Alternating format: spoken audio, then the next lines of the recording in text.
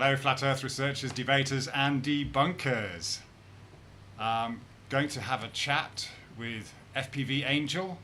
Hopefully we've got things all set up now to discuss the ancient origins and the research by a group of people, I suppose, which FPV Angel will tell us about under the name APM Research. And yeah, it's good to see you in. Thank you for coming along. And if someone can just let me know if the sound is okay. You know, these things are fraught with technical issues. So yeah, great. So I'm going to be the only one on camera. FPV is staying off camera, but we got we're having a Google Hangout, and we'll talk about how this all came about. So, okay, thank you, Luca. All right, good stuff. FPV, are you there, my man? Good afternoon, Nick. Yes, I'm here. All right, good. Yeah, it was morning for you, afternoon for me. Yeah, Okay. yeah. I keep remember because most people I speak to now are from the West. Right. So, yeah. Yeah. So, yeah, well, thanks for this. I mean, we were going to do this last week, but I got sick, and so this is great to actually finally have it going. Yeah, I basically let's kind of really try and break this down. I mean, you've done what 10 or so years of research into this, so a lot of work has gone into this, and I've kind of dipped my toes in and out, but I think what I'd really love to do here is give people that the foundation, basically, and if we can go through this kind of in a kind of a chronological order, and just tell us about how this all came about. So do you just want to just tell us how you got into this to start with, and then as we go through this, we'll understand what we're looking at here as in terms of your APM model. Yeah, of course, Nick. Yeah. Well, as probably most of us now in this community, from probably 2015 onwards, that's when I first started seeing flat Earth topic popping up. Right. And I was moderating in a large news stream at the time. I mean, the stream I was in, I wasn't even involved in anything to do with it. I just got dragged into it there because I was talking to people there, and I was moderating. The next thing, I was on this big news stream. But anyway, it was something to do with Donald Trump or some of the stream. But anyway, you know, that's where. But the guy that owned the stream, he actually made another stream for us to watch flat Earth videos on, because, you know, this was the topic just starting to come out at the time. I thought, wow, brilliant, you know, so it gave us like our own little channel to sit and watch flat Earth videos that were coming out, and anything I could find, it was put into there. Now, I started following some of the guys in the flat Earth community, Antonio Subarats and Karen B, you know, all these people were like together at the time. I think they all fell out later on, but anyway, when they were working together at the time, they were working on Antonio's map, which was basically a pizza map, the Gleason's type design. Unless Antonio had his own name for it, I can't remember now. It was that long ago that. But you know, I was helping them at the time and doing my own research into the background in the background, because I was looking into things like the Nazca lines. Because the first thing that thought come into my mind, Nick, you know, if they're lying about what those things are in the sky, then, you know, if we've debunked zero gravity space, why aren't they falling out the sky? They're not dropping out the sky, so something is placing them there and moving them. Right. So my avenue has been, okay, you know, we must be looking at technology. What else could do such a thing?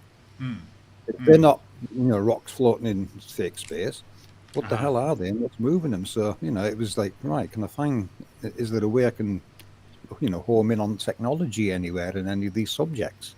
Right. And that was the avenue I started going down. Now, when the Nazca lines, when I was decoding the Nazca lines, that was the major big thing I was playing with at the time was the Nazca lines. Now, there's lots of, you know, theories about what they are. The last one, they're usually things like, runways for UFOs. Why a runway? Why a UFO would need a runway? I've no idea because they can just go up and down, can't they? But yeah, that was that. That was some of the other ridiculous theories out there. But Right. what I started doing when I started line tracing them, I started seeing technology in the glyphs. There's one like a robot or a console. There's different types of antenna, like Yagi beams, and even antenna. I haven't got a name for it, but you can tell it's an antenna. And then, of course, I came across the Sunstar of Peru, which is what you're actually looking at on the screen. That grid. You see the grid. Yes. Yeah, and the grid behind it, that's a 12 by 12 grid. It's got 6 concentric circles, 6 squares, and 6 rhombi. I thought that's very interesting. There's a 666 hiding in there, just Okay. just in these in the line work. Right. Right. Yeah, I'm just gonna actually. I did prepare some images. So, yeah, obviously, the Nazca lines has been, like you say, a curiosity for many years, and there are a lot of theories on it, aren't there? There are, yeah. Yeah. But you've kind of, I suppose. So, did you do a lot of in-depth research into the Nazca lines? Not in depth in what other people have said they were. I just did all I did was I went on Google Earth and I started line tracing them, and it became like a passion for it. I really got excited about it and enjoyed doing it. And it took me months to map out all the lines that I could find on there. I still haven't found them all, and I know there's Okay. still people finding them today, but it didn't really matter because it was more confirmation to me. I'm looking at something as old as the hills here, Right. and it's got technological configurations, scattered about all over the lands. Like that one you've got there, the one you're Right. looking at there, that's a Yeah. class 1 geoglyph. Okay. And So, for and the to me, my mission was I've got to put that on a map and grid and see what it looks like, put it over right. one of the world map, and it became a mission then trying to align that to make any sense on any of the world maps. Okay. Sorry, for the uninitiated, what do you mean by geoglyph? Yeah, right. The geoglyph are these lines that they traced on the desert. They Yeah. carved them into rock, stone, Right. sand. They stood the test of the time. They were at Nazca, Peru. Mm. I would recommend anyone go and try it themselves in Google Earth. It's not copyright to no one. You Yeah. can go in there and trace these lines and see what you find. You're going to Right. come across various species of animal and Uh-huh. some really neat looking configurations of technology of him, which I still don't have a name for some of them. I can see it's technology, but what it's supposed to represent, I'm not sure. Right. But that was what I was looking for, Nick. The confirmation that the ancients understood and portrayed technology. That's the important thing I was looking for, and I've seen it at the Nazca lines. Right. Right. I mean, how old do you think these are? I mean, I'm not sure of what the kind of mainstream researchers assume the age Ooh, of this to be. good question, Nick. I've never looked at the data. I don't know if they can date. I mean, how do you date lines? I don't believe they're carbon dating it as it is. Do you? No, not really. I wouldn't. No, I wouldn't presume But to but know. Yeah. what I do know with glyphs and things like glyphs is these predate all man's written books. These were here long before man wrote books. Okay. Okay. When you look around the world, every culture's got glyphs, myths, legends, everything, and they're all associated with these glyphs. Now, as far as I'm concerned, they were our, man's first written things came in a form like this. Now, we might have Yeah. had, things written on paper in them days. I can't prove Uh-huh. that, but Right. to be able to depict things, I mean, especially on this scale, Nick, Yeah. talking this is going across hundreds of miles of desert and mountain Yeah. at Nazca, Peru. I mean, Right. some of the mountain tops were leveled to accommodate the lifts. You think, Okay. what scale are we working at here where they can level the top of the lifts on? Yeah. Yeah. you know, according to them, we're working with like donkeys and copper chisels and things. Right. Yeah. I really don't think so. No. No. No. In fact, actually, it's interesting. Just before we started having our chat, I was listening to a video, kind of half-heartedly, but it was about quantum computing and what, the leaps and bounds that apparently Google created this chip called Sycamore and then Willow, and some really strange stuff started happening, and they were experiencing these what they thought were glitches at the time. But we're basically talking about technology that appears to be becoming conscious, and in these, so they are getting these what they called glyphs, and they resemble, apparently, obviously this is kind of, a lot of this is under wraps and it's all very kind of cloak and dagger stuff, but apparently, according to insiders, some of the symbology that was coming out of these what they thought were glitches but turned out not to be glitches in this supercomputer programming was resembling a lot of the this kind of thing, these mandalas and sacred geometry. Basically, sacred geometry. Yeah. So it just keeps popping up, doesn't it? It does. Yeah. So, I mean, maybe it's obviously, when we come to talk about maps and models and things like that, we're not just talking about some kind of objective thing, but we're talking about, essentially, we're talking about the meaning of life, creation, where are we, how do we get here, what's it all about? I mean, it's a hot and deep topic, isn't it? It really is, Nick, because, that was a big shocker to me. When you look around the world, all these glyphs, temples, structures, pyramids, you name it, everyone can't answer who made them, what they're supposed to represent, or anything. Right. That was the shock. That was a shocker to me. Is, you get all these different theories on what things are, and you think, wait a minute, why doesn't the world really know what these are, or who built them? That was a really big shocker to me. I thought, there's so many things everywhere across the world. Every country has got all these amazing sites, and these are our creation stories. This is where they originate from. So to me, these are the original teachings of how they would teach us how our world works, because all of this sacred geometry relates to how this world works, believe it or not. Yeah. Because what I've figured out over time, we've done reset work. Now, when these resets happen, I'm pretty sure, we get memory wiped. When you think about it, Nick, why has the whole world got amnesia when it comes to all these sites when we should know what they are, because they're right beside us every day? Yeah. Why has everyone forgot what they represent? Yeah. It's, to me, there's an event takes place, and we do seem to forget, or it's down to wars and all the other indoctrination that comes from it. Right. Yeah. So many avenues you could look down that way, to see why we forgot. Right. Well, it doesn't take much, does it? Really, a couple of generations to of not having information available to the general public. Yeah. Wipes it out from our memory. Yeah. It doesn't. 2 or 3 generations, and you can actually change world history.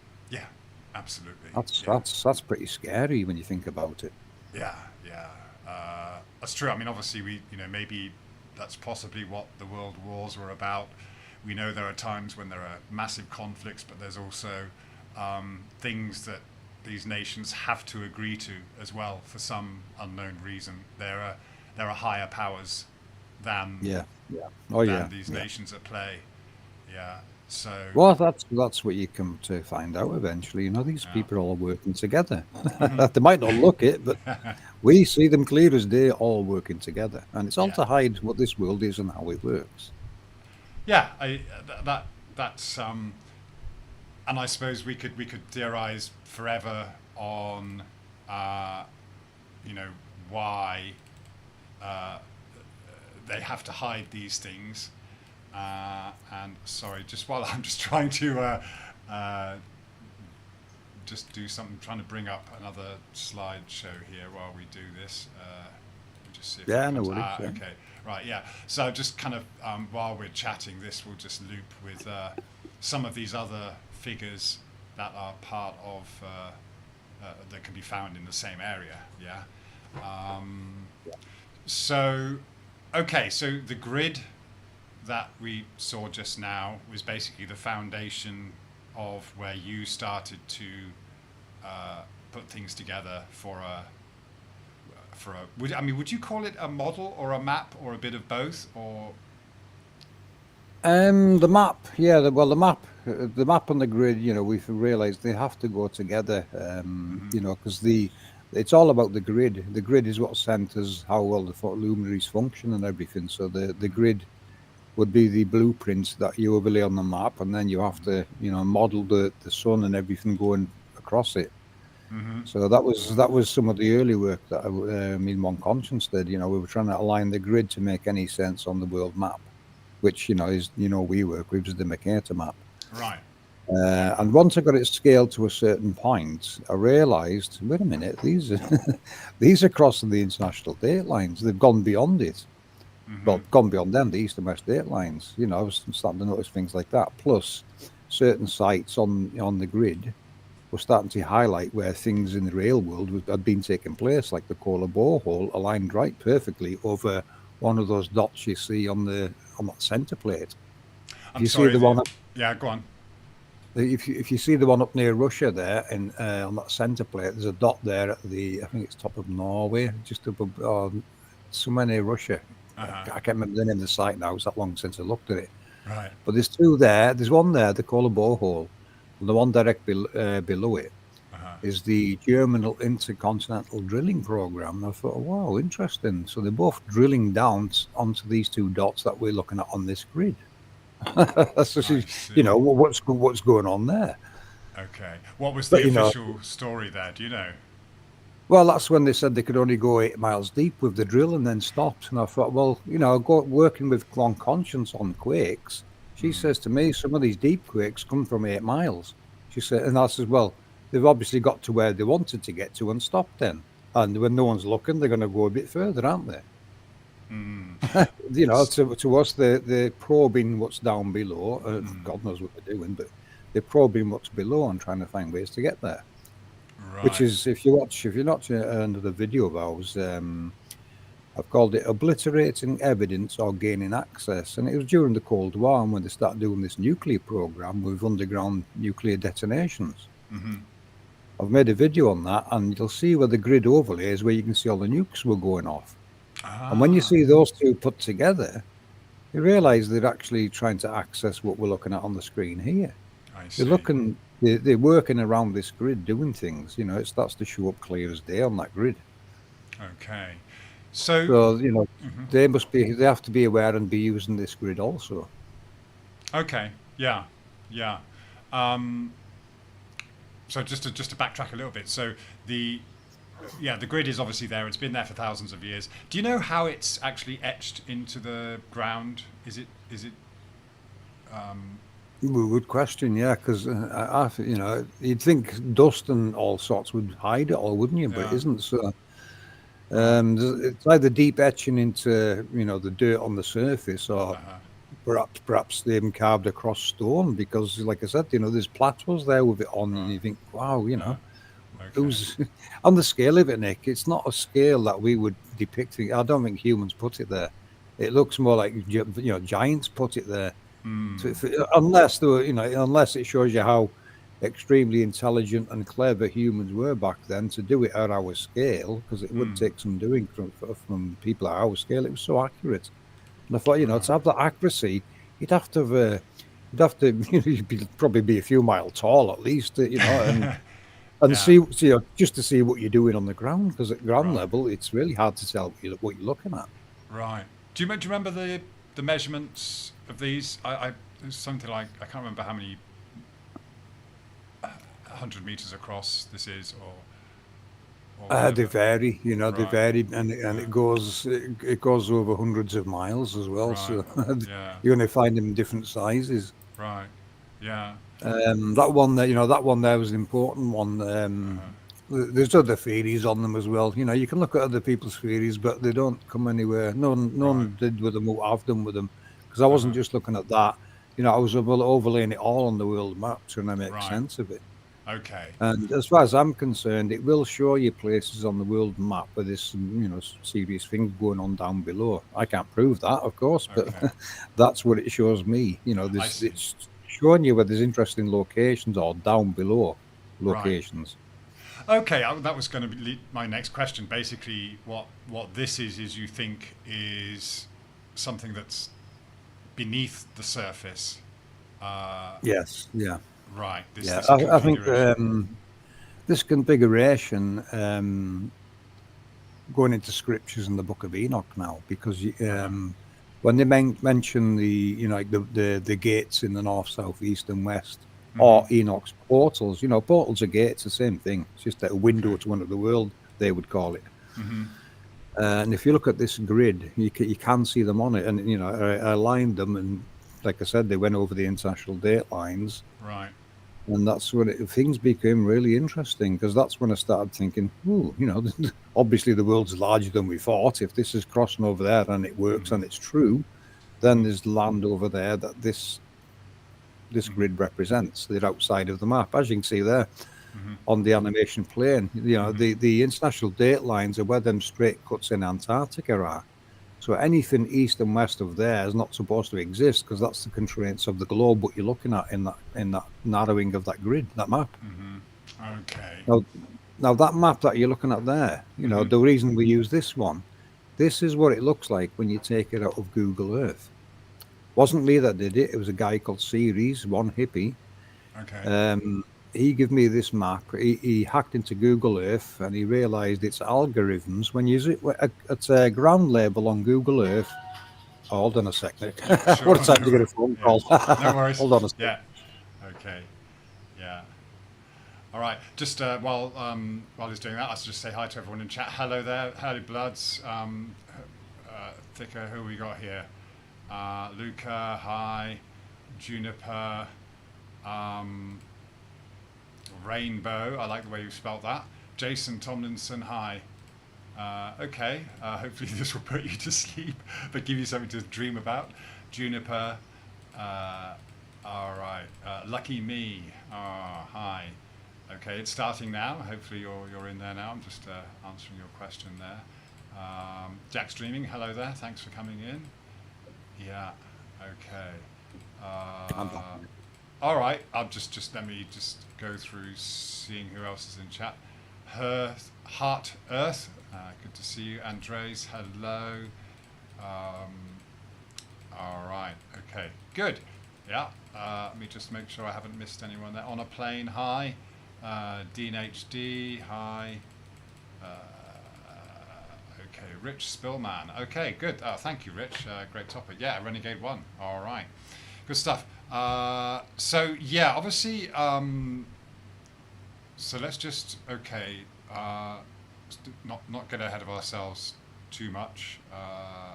Oh yeah, we were on scriptures, weren't we, on the gates and the portals? Yeah, that's so, where we were. Okay, well, you've basically worked out that, or at least you've made some connections that lead you to think that this Nazca, what do you call it? I mean, it's kind of a mandala. It's the Nazca Mandala, yes. Nazca Mandala, and of course, this isn't just in Peru, is it? This is across the world. We see this in Hindu, in various ancient cultures. And it's still, it's still alive in that respect, isn't it? They're always different designs, but they all represent the same thing. And to me, or from an APM viewpoint, any mandala is a blueprint to this realm. That's what it's really depicting. You look at this configuration and you put it on a map, it starts to make sense, like what we did with our map. Right. So it's to me the blueprints of the realm, and you can see when you watch like Tibetan monks, they're designing these. It's been imprinted, and they've got to design them so perfect. All the colors have to be right and everything. Yeah. Why would you be so meticulous with something like that if it wasn't important? Because it is important, and like I said, we have forgot what all this represents. Even though we can still recreate it, we're all looking for answers for what it means. Yeah. That's what's happened, isn't it? We're all wanting answers. Everyone's looking for answers, and we're not getting them. And mainstream ain't giving them either, are they? Certainly not. No. They give us some rubbish, but it's not an answer. Yeah, absolutely. Yeah, and it's interesting, isn't it? Because I mean, the Tibetan monks will use it as a form of meditation. Oh yes, yeah. And I suppose one of the main things there is that, I mean, once they've done it and it's perfect, then they just brush it all up and sweep it away, right? So.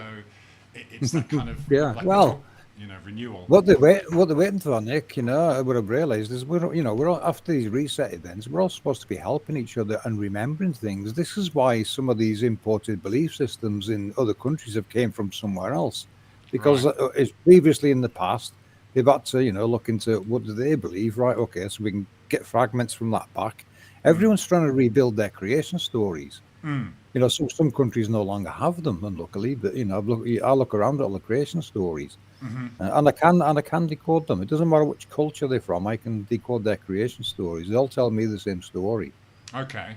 Okay. So it gets easier and easier to decode it. I want to speak to the Hopi tribe. I want to speak to the Aborigines. I want to speak to everyone out there that's got their creation stories, and Right. tell them what it really means, because everyone else forgot. Yeah.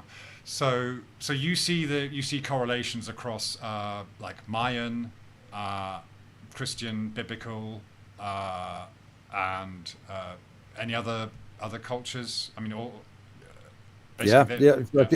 Yeah. Rose, one of our researchers that we haven't seen for a while, she tested me one day. She was, putting images up on the screen, and I was just telling her what it represented.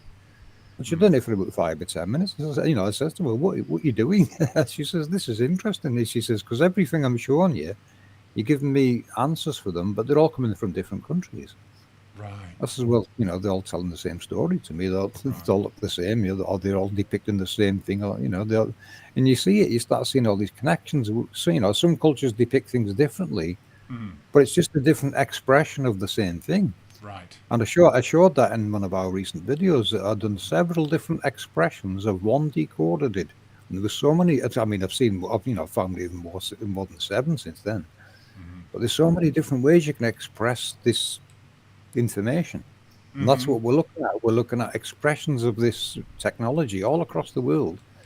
Like the spiral, what does the spiral represent to you, Nick? We see it in nature for sure, and it's something obviously energetic, isn't it? Yeah. To me, this is the spiral. That's the spiraling pressure wave of electromagnetism that is coming from this technology. That's what that effect is what we're calling wind. But if you study wind, you'll see it actually spirals. You watch the clouds, you will see them spiraling. Everything's spiraling in this world. Yeah. Yeah. All like Walter Russell says, all motion is spiral. Well, all motion is curved. All curves are spiral. That's Walter Russell's wording. To make like a propeller on a plane, it's spiraling to move. So he's correct with his spiraling theory. Yeah. But to me, it's got a deeper meaning, and it all boils down to this technology. Okay. Okay. So yeah, that's I mean, your when you talk about APM, isn't it? APM research. That stands for. Yes, the angelic particle matrix. Angelic has been angels because that's what we call this technology. Particle because of the particles they accelerate within the ether. Jason's probably going to clout me for this. Because even ether needs defined correctly. There's so many different things. There's so many booby traps and words we can fall into just to term, label something, and it's not always the right word. So I'll double check on that with Jason. Astle you is, he says, because he'll say to me, "What do you mean by ether?" And I'll say, "Well, just the atmosphere in general. It's being manipulated by this technology." Yeah. So that's for the particle part of the name, and then matrix because it is a matrix of this technology. We can see it overlaps and it crosses all lands and the oceans. So right. That's how we came to that with that name for the research that we do. Okay. APM research. So that's when it was born. So I think it was somewhere around 2017. We decided on that name. It was between me, Jimbo, and One Conscience that we got that name out of it because that's who I was working with at the time. Right. So you got there's a core of 3 or 4 of you, or maybe more, working on this. Yeah. At any one time, there's always me, and I would, honestly, God, I can't even tell you how many people. I've never counted them. Right. And like I say, it's some that we haven't seen for a couple of years now. Real life does get in the way sometimes. Even with me, the last 3 years, it's been a busy 3 years and all kinds of going on. But I've still got to keep the stream going or whatever because I was live streaming 24/7 from my mother's home. Okay. But we are in touch, and I can get in touch with any one of them at any time. People think we've disbanded or something because we're not doing anything together. But it's not just real life enough. At least 4 of them have moved house. Okay. Yeah, yeah. Uh, one conscience herself's got 3 jobs that she's having to work at the moment. But 'cause Wow. she does save up. She's got a lot of grandkids to play with. They're keeping her Oh, busy. But yeah, yeah. I have had a chat with her, and she'll be back when she's ready. I said, take your time. Right. I says, we've hammered it for years, and I says, everyone deserves some time off. Right, sure. Go and enjoy your life a little bit. We're not going anywhere. We've laid the foundations. Or Hmm. it's the rest gets easier now. That was the hard bit, getting the last 8 years out the way. Yeah. So, I mean, that's it, isn't it? We can, there's obviously a limit, and it's great to theorize, but I suppose there is a limit to what we can know, and then sometimes you just have to wait for things to become apparent. Just things come Yeah, onto your yeah. radar or whatever. Um, Now, And go ahead. Go I on. know I can put this team anywhere, and they will pull out the goodies needed to decode it. They know Right. exactly what they're looking for. That's how efficient they are now. Yeah, it's fantastic. Fantastic. Yeah, and yeah. every one of them will pull something different out to everyone else. That's what I like about them. They've all got their own unique abilities and skills that make this team something pretty amazing. I'll go Yeah. in and decode something. They'll Yeah. go in. They'll see something else. Jason will go in and he'll see something else. It really works well together how we do it. Yeah, yeah, and that's what it is. I mean, obviously, like you say, I mean, this putting these lines on the surface of the Earth required, obviously, it probably required quite an effort. Again, we don't know the technology they were using, but it was obviously very important, and yeah, Yeah. And you've probably seen them around the world, Nick. They are carved into rock as well. So, like right. again, I'm not sure what tools they used at the time, Mm, but as far as I'm concerned, these are the oldest depictions humans have been making. Because how far back can we go in human history? It all mm, comes down to the geopetron hieroglyphs. That's the only language we can see that's made by humans, or on this scale, possibly giants on that scale. But we do right. find ones at our scale everywhere as well. Mm, mm, So, and they're all telling they've all got the same kind of glyphs. All the spirals are there. They might have a couple of things slightly different, but they're all telling the same story to me.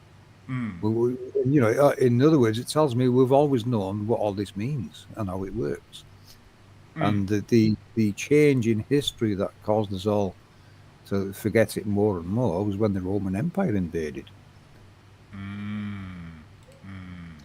They invaded just after a reset, going by our 400-year reset. If you jump back 400 years at a time, it was just after a reset when they invaded. So that would, leave nations at their weakest, I would imagine, Right. which makes it easy to invade and take over. Okay. Yeah. and as far as I'm concerned, they never left, Nick. They just rebadged to the British Empire. Yeah. Yeah. Yeah. Yeah. What do you mean by a reset exactly? And how would you know it would be every 400 years? Right, the reset. We decoded it to be a reset because it follows the Maunder minimum. Once we started looking at it, and I mean, everyone depicts or mentions all these disasters in history. They call it biblical, and Mm, you name it. The end times, Revelations, prophecy, all these kind of things. When you think of prophecy to us now is just um, ancient knowledge of cycles. They know the cycles. They know it's regular. It's going to happen again, and so they teach it. Now, mm, when I was looking at the Mayan beliefs, what the Mayan were believing in, they had a 394-year long count calendar, which to me is another marker. Why would you make a marker that's a calendar that's 394 years? okay. Yeah. It's a strange number, isn't it? To me, they rounded it off to 400. I think Christianity rounds it off to around 400 years. Yeah. To me, they were marking this event. Like I said, it follows the Maunder minimum, which brings a mini ice age. According to the real data today, we are going to go in a mini ice age. Okay. Sorry. Yeah. The Mona, is it a Mona minimum? Yeah, Mona minimum. You're talking about Maunder, yeah, Maunder. Maunder minimum, yeah, How do you spell yeah. that? Maunder. Okay. Yeah, Okay. you'll find there's the expert on it. It's Valentina. I can't remember her last name now. She's the expert on it, and she advised them a long time ago. Mm, Look, we're going to go into a mini ice age. mm. And that which is where I think global warming comes into it. They're trying to artificially heat the atmosphere to compensate, which is probably which is probably what the chem planes are actually doing. I can't prove that, like I said, but we have to look at everything. Yeah, sure. You see where I'm coming from now. Yeah, sure, We sure. do. Why they're doing that, and how does it relate to this? That's the avenues we start looking down, because then you start seeing a picture of there's things going on in the background in this world that people aren't aware of, or they see it and don't realize what's going on. Like I said with the chem planes, there's a hidden empire hiding in this world, controlling nations, and they've all got the same policies. Right. Now that empire, I can connect all three of them quite easily, so you know which countries are involved, and that would be anyone with a space agency or attachments to, because what they're doing in space or alleged space, they've got to fake events up there as being something of theirs, which is what the ISS is all about. Like I've said this before, Nick, people aren't asking the right questions. We can debunk the ISS all day, easy, but why are they trying to take the credit for that light in the sky that we see? That's what they're really doing. They're trying to take credit for celestial events and pretend it's something man's doing, and actually it's the realm doing what it does. Yeah, I remember seeing a long time ago photographs. I think they were taken through a telescope. This is years ago, early internet time, where this guy was photographing what appeared to be structures. Maybe whether he was actually filming stars or something other than the stars that we see. Oh yeah, I remember him. Yeah, I remember that guy. Yeah, and it's like, they have these kind of lines and things to them. Yes, just something very structural that who knows whether it's you obviously, if you wanted to debunk it, you could talk about the properties of the photographic plates and things like that. But I think, there's again these. So, go on. I was going to say, so from our perspective now, anything going on up there it's the realm doing it. It's the construct doing its own its own thing, and man's trying their best to fake it as being them. They're doing something. Yeah, So that was the the connection to the fake space. The why of it. Why are they faking the ISS and things like that? Because they're trying to take the credit for things up there that aren't actually man doing it. So as far as I'm concerned, the only thing man's got up there is balloons and aircraft. So that's it. Yeah. Well, I think that it's important, isn't it? Because that does pertain to the kind of creation story that we're given. The whole Big Bang thing, this advancement of the kind of material science that we're given. It is a creation story, and it is. it kind of seems to replace anything that comes from any kind of intelligence. It kind of says no, nothing intelligent is behind it. It just happened. So obviously we're looking at something that is, intelligently designed, whether it's the Earth itself and what's above it. Basically, so this grid obviously is something that you see as being.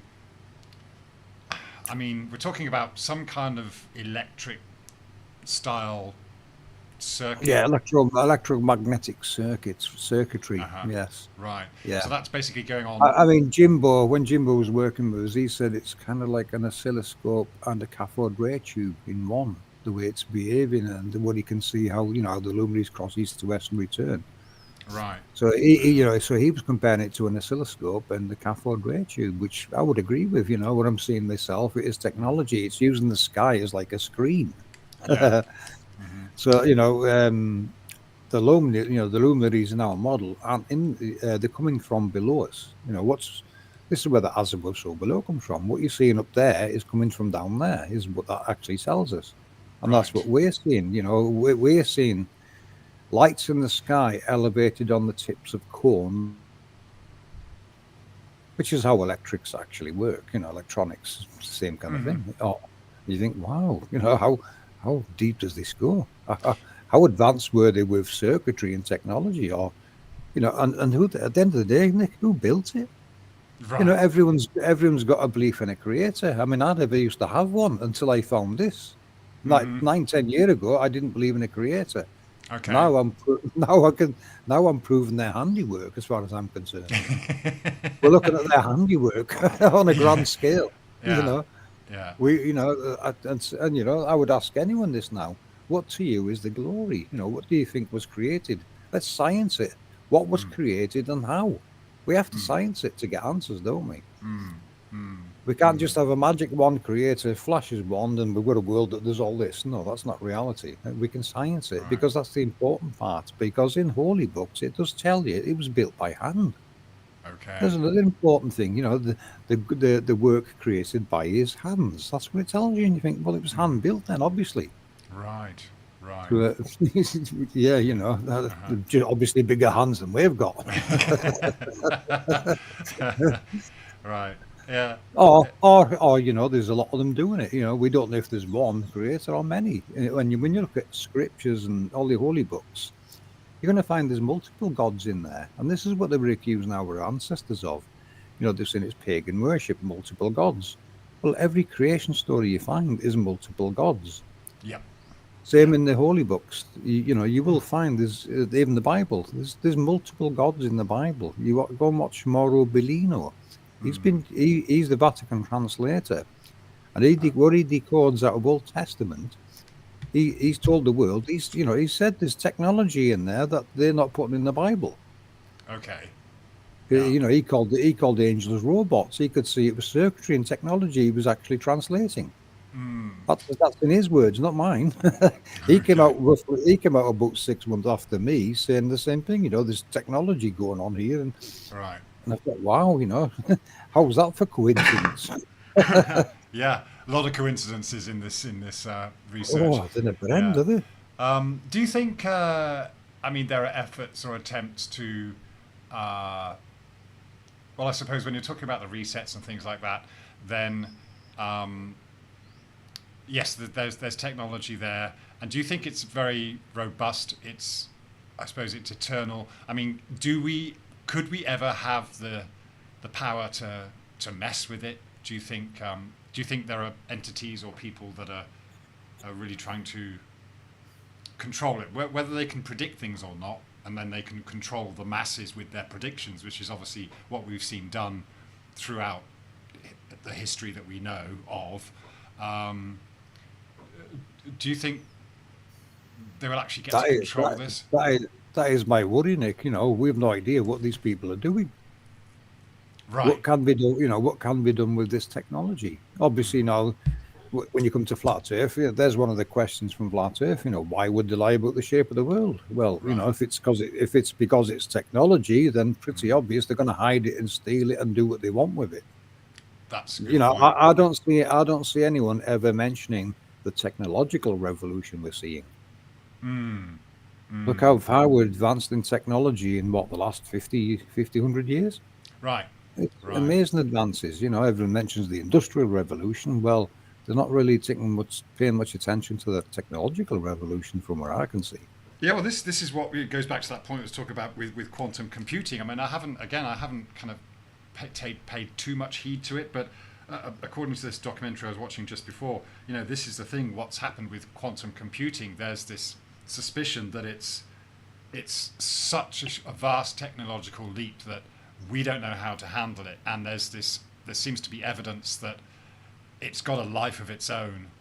We're not talking Mm. about chat GPT kind of stuff. We're talking about the way quantum computing works and how essentially again it kind of there's a connection with consciousness there, which maybe consciousness is created through the way these things kind of work out. I mean, we're talking I about think that's what they're trying to do now, isn't it? What they're calling AI at the moment isn't actually really AI. When you study it, it's just a database, and right, and it's they've got it responding to keywords. Yeah. I used to have my Nightbot used to do that in my live stream. So Yeah. I used to tell it to scan the chat for keywords, and then it would put an answer. It would just randomly put an answer, something in to do with that topic that was mentioned, picked up in the chat. Yeah. And what they're calling AI is doing the same. So to me, it's a big database. Right. So it's not really what I would call AI. AI should be self. It should be like us. Self-aware, just a machine instead of a human being. Yeah. Well, I think I'm not seeing that. yeah, we're not seeing it, but from what I was watching, it seems to be the fear that basically they've unleashed or have the potential to unleash something that can be self-aware, and again, it has so many connotations with what we're looking at here. This electrical system that creates these patterns. But yeah, where they're actually originating from and why things are that way is totally beyond us. But we are seeing these patterns. And saying that, Nick, technology and us, we've always been together. We always, humans and technology. Take technology for human. They lost it. They missed it. Got to have our technology. Where is it? Where's my phone? Yeah. We seem to go hand in hand. Yeah. So there's a connection there. I think there's a very long-term and holding connection there to technology in the human genes.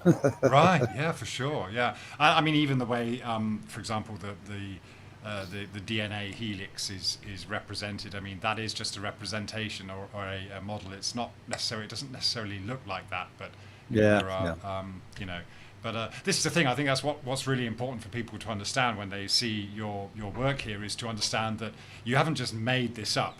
You've taken things from the ancient cultures and the scriptures, and they correlate across the ages and across different cultures or civilizations, and then you've been able to put it onto this essentially a Mercator map. And then you've got this model. So maybe it'd be good. I mean, I think it's also good to talk about the fact that you mentioned that both the globe and the AE map, or the azimuthal projection map that all of us flat earthers will be familiar with, you consider both of those to be Pac-Man models, which are kind of misleading. So do you want to just try and break it down for the layman, someone who's new to this, what you mean by a Pac-Man model and how that relates to both of those maps? Right. Yeah. No problem. It surprises me how many people don't realise what I mean by a Pac-Man model. So what we're looking at here, right? So you've got our map and grid there with the sun going across. Yeah. Yeah.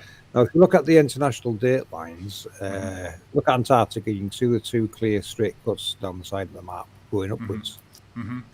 Now, that's where they've cut the Mercator map from its original size to this size, and then what they've done is wrap this around the ball, so east meets west. So that's what creates the globe, yeah? Right.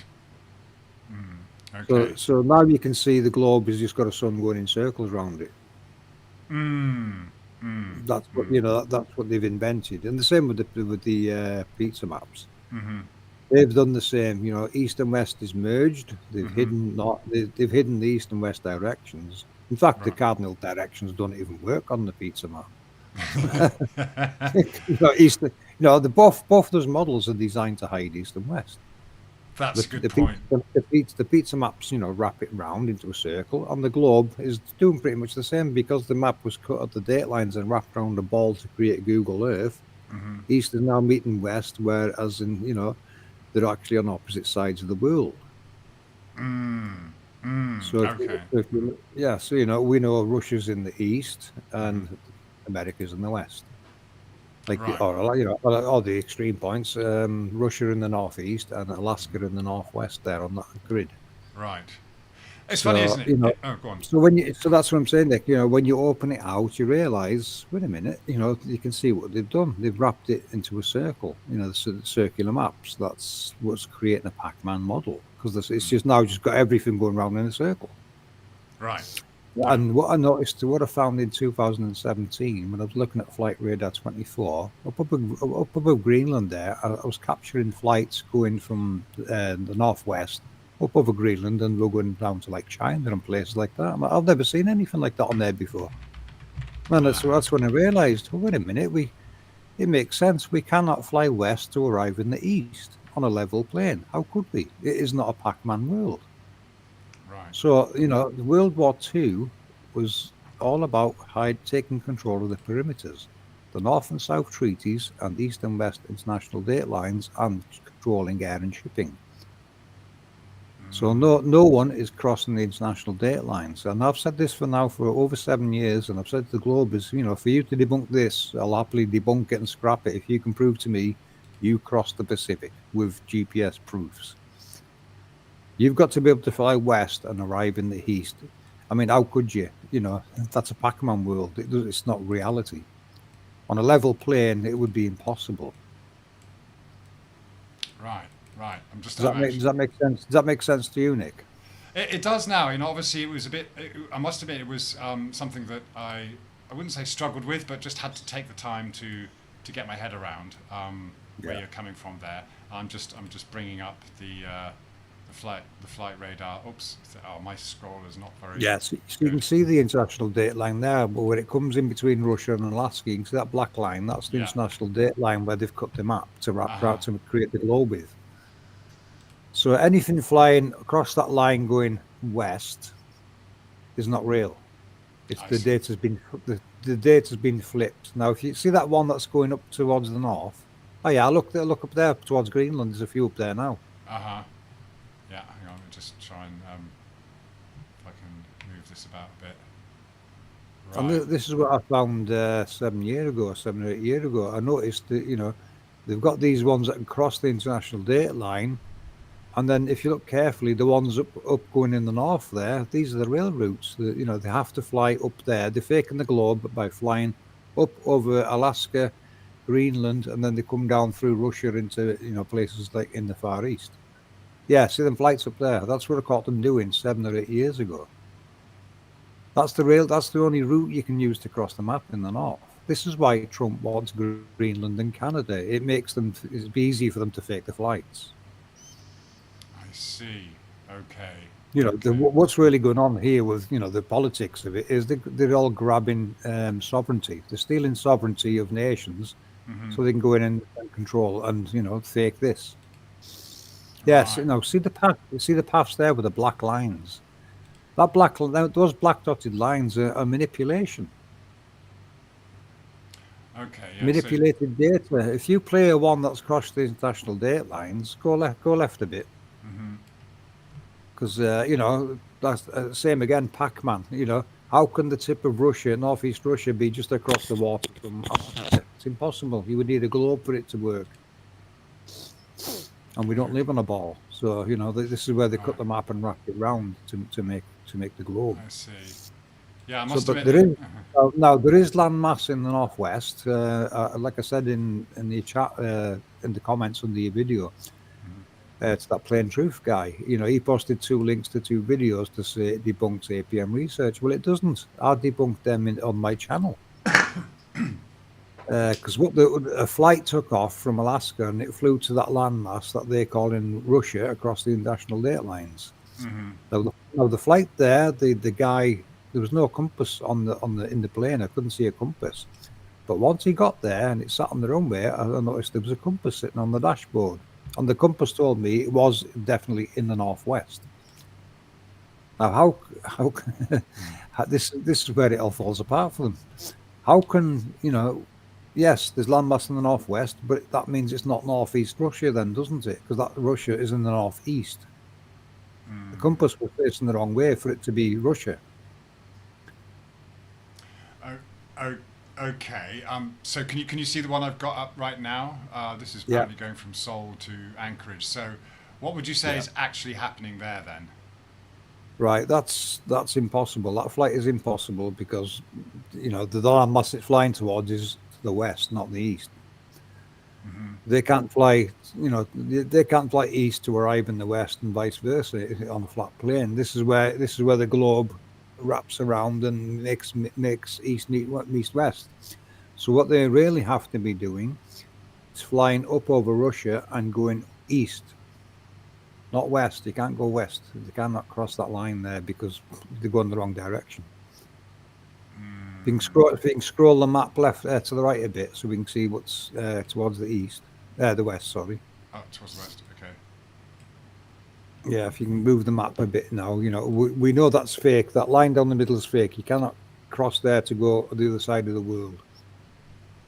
Because that's where the Pac-Man. That's the Pac-Man join right there. That's where east meets west. This is where they cut the map and wrapped it around to create the globe. Okay. So So, would you? like it says on our map, when you open it up, it creates, you can even get a poster of this. The real world map is actually the correct map. The Mercator map, where east is east and west in west, and never the twain shall meet, apart from in the centre. Right. So just to be clear, you're saying that this flight. Yeah, that's having its data flipped to appear to cross the international date lines. Okay. In reality, it would have to go up to its left somewhere. Where's it going? Alaska, right? So it'd have to fly up over Greenland, going east. I see. Sorry, west. Right. West. Yeah, it's going the wrong direction. So It would have to fly across the map the other way to get there. All right. So you're not. Okay. So you're not saying that the flight doesn't exist, but the data No, is just the data's been flipped. Yeah. Right. Okay. They're flipping the data to appear to cross the international date lines when in reality they would have to cross the map, go in the opposite direction to get there because west to west and east east. So that's flying from somewhere in the Far East. Uh-huh. So to go west, it's going to have to go west, isn't it? So anyway, if it's wanting to go to some location west, it's going to have to go west to get there. Because if you think it's going that way, then you need a globe to make that work. Right. Because that's what the globe's doing. It's wrapping it round to meet there, isn't it? That's what you call a Pac-Man map. Okay. The globe and pizza maps do the same thing. They're both hiding east and west. How it really works. So on a flat plane, Nick, you can't just keep teleporting land masses from the east to the west to make it work. The States is, west of you is the States, don't you? It's supposed to be, yeah. The West, yeah. I know it's west of me, and I know Australia's east of me. I'm in UK, so I know where both directions. Uh-huh. So I know if I wanted to go to Australia, I would have to fly east, and to the States, I would have to fly west. Because, we're roughly near the middle of the centre of the map. So we can see what's going on from both sides of the world.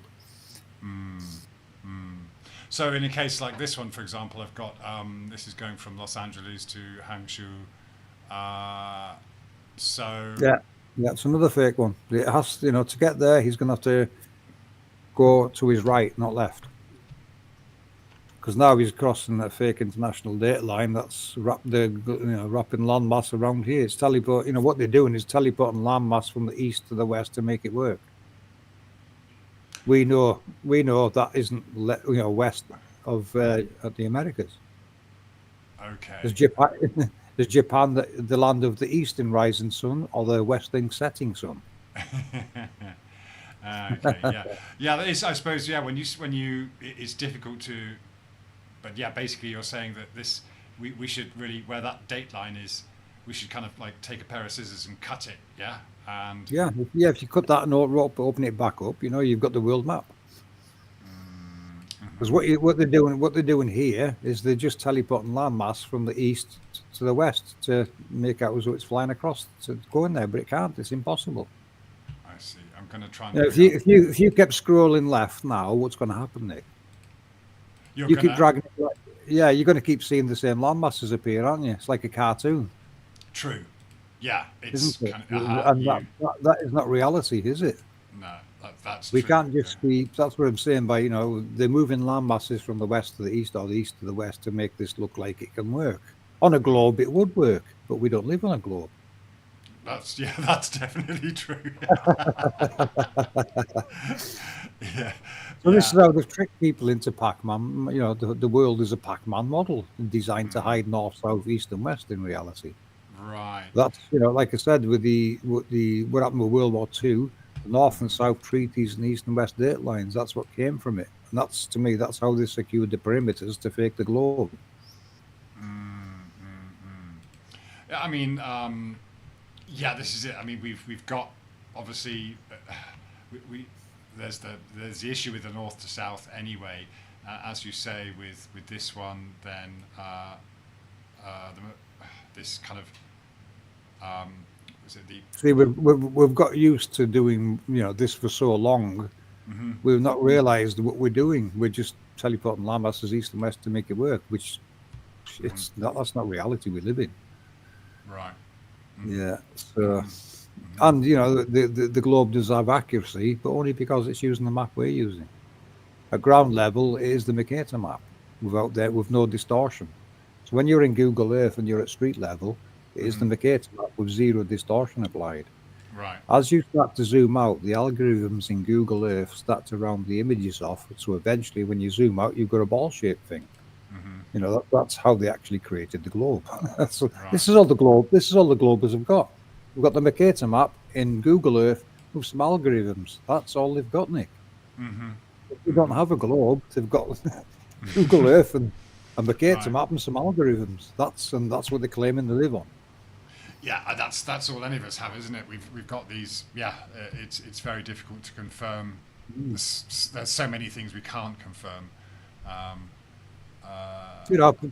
People always say, I've seen them, avoid maps and models. Well, no, we shouldn't. We live in a world where we can fly around and we can validate or avoid maps and models easily done. Get on a flight, take GPS it, look at your compass, you'll soon figure out, the map works or it doesn't.